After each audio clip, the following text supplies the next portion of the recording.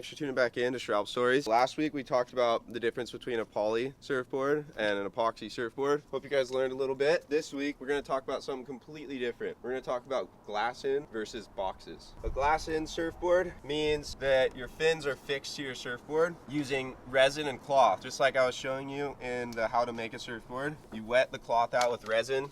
The fins are already made, but they don't have a base on them. So they look like this. They're fixed onto the board, so you can't change them out. Typically, the shaper is going to look at the board and look at the fins and decipher which fin goes for which board. So I like to trust my shaper. Sometimes they ask you what fin you want, but I always like to throw it back in their face and be like, what do you think goes in it? Because they know a lot of stuff. And they also know how their boards work and why. They're usually the best guy to tell you which fin to put on your board. But not a lot of people know how to do this. It's a lost art. So either your board will look like this with boxes in it and removable fins, like these for example, with the box, or you simply cut off this base part right here, just this, and then you sand this fin a little bit and you can glue it right onto your surfboard. Any surfboard you want actually. But that's pretty much how you make a glass-in fin. So you can take any fin that you got from anyone and glass it onto your surfboard. But I'm gonna show you the difference between the two. I'm gonna ride a 6'3" Merrick from the 90s with channels, 4 channels actually to be exact. And I'm gonna ride a 5'7" with 6 channels with boxes. We're gonna learn the difference between the two.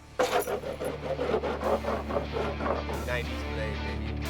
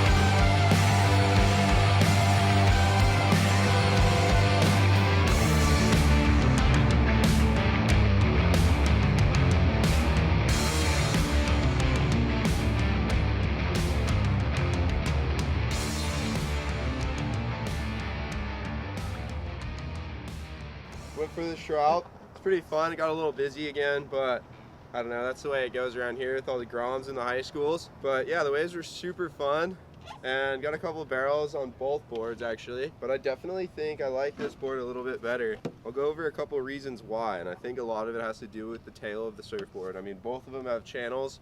This one's got a round pin, whereas that one's got a swallowtail, so that's a little bit subtle differences. I'll go over some reasons why I like these Glass-Ons a lot versus the box fins. But you gotta wait, because we're gonna go to SHRALP HQ and go over some clips. So come along, I'll see you over there. All right, so we made it back from the shop this morning. It's pretty fun. Got to ride the 90s chippy 6.3 Glass-in thruster from Merrick and my 5.7 boxed thruster from Timmy Patterson that was made only a few months ago. Now I'll go over a quick difference between FCS and Futures just to give you an idea of why I run Future fins. Futures has a long base like this, a little notch for the back. Pretty subpar fin here. If you think about it, when it goes into the box, there's like this whole fin is interacting with this box. All this is layers of fiberglass laid up. Whether it's made from a machine or by hand, it's all gonna be layers of fiberglass connected to this base. This base goes inside the box, so all of it's gonna have tension and torque using this bottom, right? Whereas a FCS fin is gonna be something like this. So now you're talking about this bit is in the box here, and there's like this gap here, and then the back of the fin usually goes off the back like that. So there's all this part that's not in the box here and here. And now you're having weird tension on just this little plug and this little plug. And I mean, there's not much, like if you picture all this holding a fin in versus just this little bit holding a fin in, it's gonna break easier in my mind, and it's gonna not be able to like hold all the tension that you're putting on the fin, all the torque. You know, sorry, my drawings are pretty bad. I'm not the best artist, honestly, but you kind of get the idea of why I like the Future fins over FCS fins, just because it's a bigger base, more stable, more sturdy, and a little bit more strong too. Starting there, now we're going on to Glass-in fins, right? So Future fins, they slide into a little plug, and you gotta screw them on, right? They're removable, you can change them out, you can put different shapes of fins in, you can try out different things, whether you want a keel fin, a twin fin, like more upright style twin fin, or a thruster. You can kind of put any in the box, they're all interchangeable, but it almost adds like too many options. You go into a candy shop and you look at all this candy and you're like, oh my gosh, I don't know what I want. Or you go to a candy shop like C's Candy that only has chocolate pretty much, you know, and you're like, okay, I just want chocolate.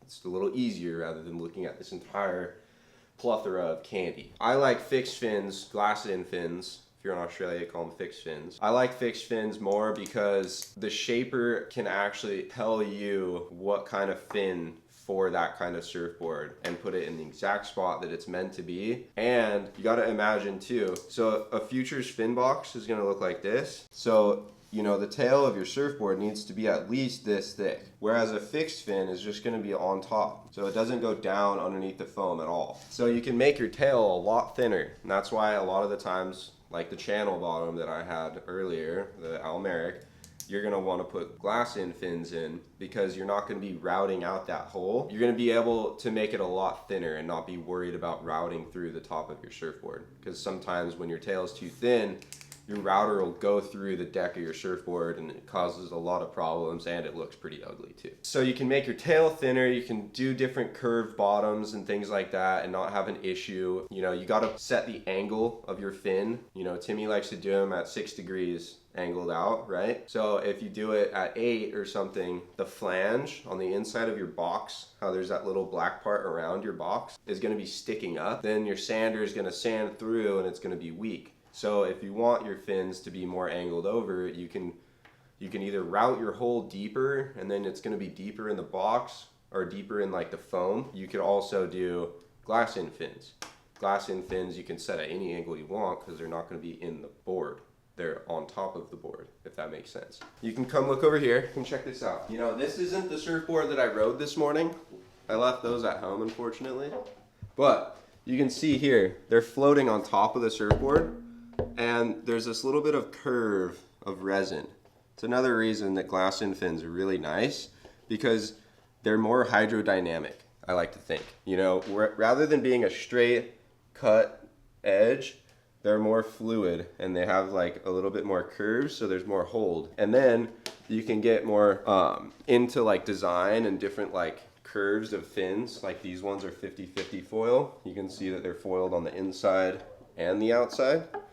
So, you know, it's a little bit easier to kind of like maneuver around different shapes and different designs of fin when you have glassed-in fins versus boxed fins. You know, there's a lot of big differences between the two, and a lot of people will agree with me that ride a lot of glass-in fins. I think they have more control and more hold. All fins work well, they all feel great. The Timmy Patterson channel bottom board that he made me with the boxes, you know, you'll see in this little barrel, the fins work great, and it's nice because you can change around the different styles and things like that. It's fun to try new things and, you know, pop them out, and you can kind of clean them up and sand them a little bit more if you want a little more flex, things like that. You can still do that with a glass-in board, but, you know, it's a little easier when you can remove your fins. But, you know, when you're riding a glass-in board, you feel like you have more control over your surfboard. Like if you look at this turn here, you know, you'll see when I'm coming off the bottom, you can see the side fin actually pops out of the water, and you can actually see all the spray of the water coming off of the side of the surfboard and interacting with the bottom of the board, which is kind of fun to see. You feel more connected and more solid in your surfboard. Everything's put together as one piece rather than having separate pieces added into it. I mean, it could be a mental thing, it could not be.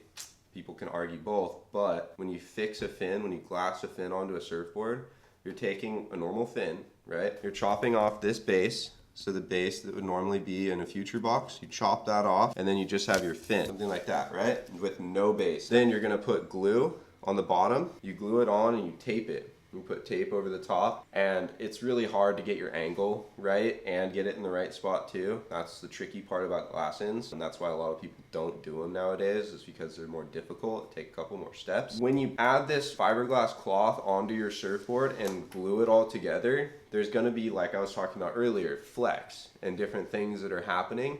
So it's interacting with the surfboard. It's allowing the surfboard to move and bend all together, whereas with boxes, there's these rigid plastic things that are like put into your surfboard, and it's gonna make it so that the surfboard can't flex right there. There's like a solid spot. Maybe that's why glassed-in fins typically feel better, and they have a little bit more spring. Like you can see on this turn at the end of it, I was really able to like push through the end of the turn because my tail is able to flex a lot more, and the fins are interacting with the cloth on the bottom of the surfboard. Everything ties together on a surfboard. It also allowed Merrick in this situation to actually be able to scrape his channels, you know, rather than being this deep, he was able to make them that because he didn't have to route the holes. There's a lot of differences, and a lot of different people say a lot of different things. I personally like glass-in fins a lot for around town. They're really difficult to travel with because, you know, they break off pretty easily if they get smashed by an airline. Glass-in fins are my preference for around town and around home, and I usually have like my specific boards for Salt Creek or for lower trestles, and I have the specific fins that I really like for those waves too, all with glass-ins. But if I'm going to be going on a surf trip down to Mexico or to anywhere around the world, I'm gonna put all my boards that have boxes because it's just easier to fit more boards in a bag rather than having to protect those fins that are, you know, that big. Hope you guys learned a little bit of something about these boards and about glass-in fins, and I hope you guys have a little bit more of an idea of what preference you would have between the two. Sorry again for my terrible drawings. I hope they kind of gave you a good idea, painted a little bit of a picture for you, the difference between the two. But I think that's gonna be all for now. So tune back in next week. Don't forget to like, comment, subscribe down here. It's like somewhere, you know? But like, comment, subscribe, and tune back in next week for another episode of Tech Tips with Uncle Kolty. And don't forget, go fucking surf. Get off your ass. You're tired to run, it's time to go. No reason to take it slow. Gotta get up, hit the road, and say what's up to Poncho.